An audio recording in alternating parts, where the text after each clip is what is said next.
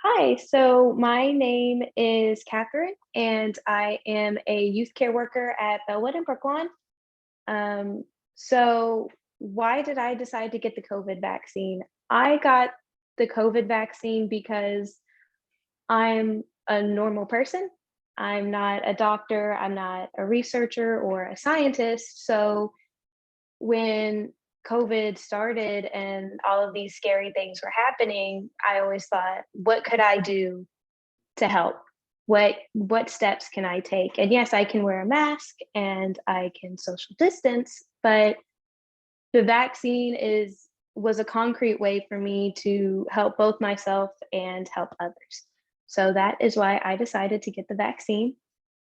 The vaccine is meaningful to me because I see it as an act of solidarity between those who have access and are able to get the vaccine with those who aren't able to get the vaccine due to access or because of medical issues.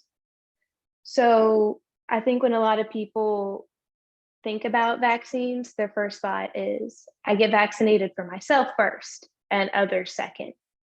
But I view vaccines as for others first, for those who can't fight the disease off on their own, who can't get the vaccinations on their own.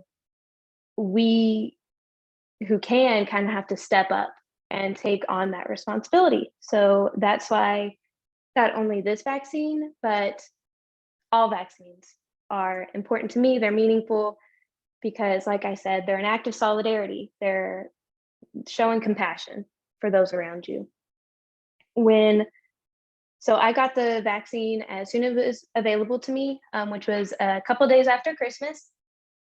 When I got the first dose of the vaccine, I did have some side effects. My arm was sore for a few days, and I was pretty tired for those few days. But after that, I was perfectly fine. Nothing else happened. As for the second dose, which I got a month later at the end of January, I basically had like a mini flu for a few days. I was tired, had an upset stomach, um, just kind of bleh for a few days. But after those few days were up, um, I was fine. Nothing else happened. It basically just felt like any other vaccine. Um, and for those who are hesitant about getting the vaccine, I think the important thing to know is that it's okay to be hesitant. That's good. That's what you want. You want to be questioning and be aware of your options. And that's perfectly okay. It's good that you do. The way that my advice to you would be that you trust your doctors to prescribe you medication. You trust your doctors to treat your wounds. So why wouldn't you trust these doctors when they recommend this vaccine?